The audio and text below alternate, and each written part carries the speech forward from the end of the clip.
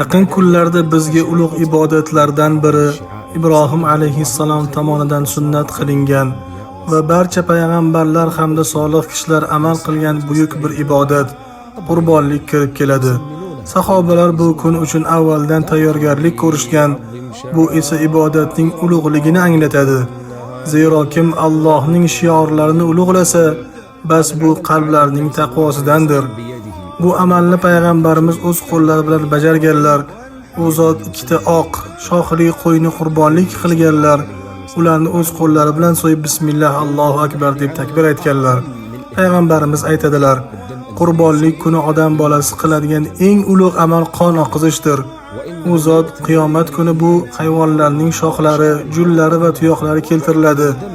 Albatta qon hali yerga tushmasdan oldin Alloh huzurida qabul qilinadi dedilar. Shuning uchun uni mamnuniyat bilan bajaringlar. Allohga na ularning go'shti, na qoni yetadi, lekin sizlardan yetadigan narsa bu taqvodir. Bu ulug' ibodat Allohga yaqin bo'lish yo'lida qilinadigan buyuk amaldir. Shunday ekan, hozirning o'zidanoq unga tayyorgarlik ko'raylik.